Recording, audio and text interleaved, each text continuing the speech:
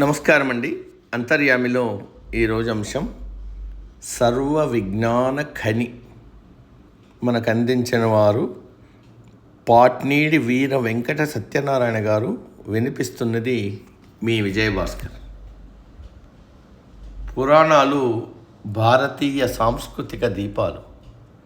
వాటిలో ఎంతో జ్ఞానం ఉంటుంది. రామకృష్ణ పరమహంస జ్ఞానానుభవ ప్రాధాన్యం గురించి ఒక దృష్టాంతం చెబుతారు.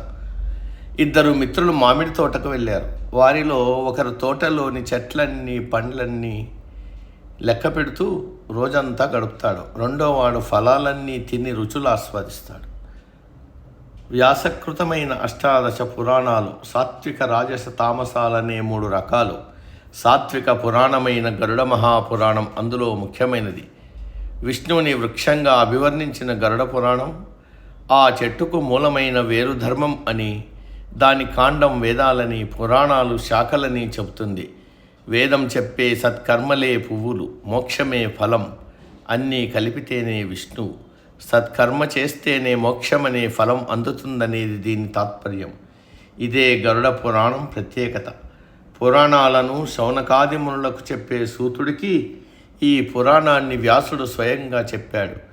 వ్యాసుడికి కశ్యపుడు, కశ్యపుడికి గరుత్మంతుడు, గరుడుడికి సాక్షాత్తు శ్రీమన్నారాయణుడే మొదటిసారిగా చెప్పాడని అంటారు. మనస్సులోని రజస్తమో గుణ వికారాలు విషం వంటివని, బ్రహ్మ విద్య అమృతం లాంటిదని భగవానుడు బోధిస్తాడు. ఏ విధమైన కష్ట నష్టాల బారిన పడకుండా ముందు జాగ్రత్తగా ఎలా బతకాలో చెప్పేదే గరుడ పురాణం.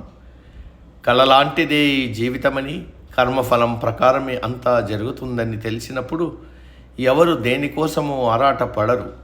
మరణానంతరం ప్రయాణించే మార్గం ఎలా ఉంటుందో జగద్గురు శంకరాచార్య 17 శ్లోకాల్లో వర్ణిస్తారు.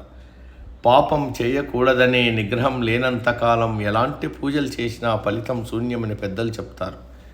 పాపాలకు నరకాలలో శిక్షలు తప్ప విచారణలు ఉండవు. ఈ గరుడ పురాణంలో జ్యోతిష్య శాస్త్రం, సాముద్రిక శాస్త్రం, రత్నశాస్త్రం, తీర్థ మహిమల విశేషాలు ఉంటాయి.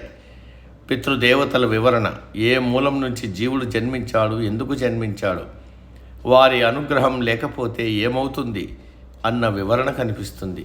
వ్రత విధానాలు, తిథివార నక్షత్రాల ప్రాధాన్యాలు, నీతిశాస్త్రం, ఆశ్రమ వ్యవస్థ, బ్రహ్మ విద్య, అవతార గాథలు, ఇలా ఒకటేమిటి అనేక గ్రంథాల సమాహారమే గరుడ పురాణం. గోశాస్త్రము, అశ్వశాస్త్రము, వ్యాకరణ శాస్త్రము, ఛందస్సు, యోగశాస్త్రము సహా సర్వ విజ్ఞానం దీంట్లో దాగి ఉంది. అందుకే హిందూ విజ్ఞాన సర్వస్వ మూల గ్రంథం గరుడ పురాణం అని పెద్దలు చెప్తారు. దహన సంస్కారాల్లో భగవద్గీత పఠనం, సంతాప దినాల్లో గరుడ పురాణ పారాయణం లాంటివి చెడు సాంప్రదాయాలు. ఈ 2 భగవద్వచనాలు, నిత్య పారాయణాలు. గరుడ పురాణం అందించే విజ్ఞానాన్ని, జ్ఞాన ఫలాన్ని గ్రహించి ఆస్వాదించాలి. అలా జీవితాన్ని సార్థకం చేసుకుని ముక్తికి బాటలు వేసుకోవడమే మన కర్తవ్యం. సమాప్తం. సర్వే జన సుఖినో భవంతు. అందరూ బాగుండాలి, అందులో మనం ఉండాలి.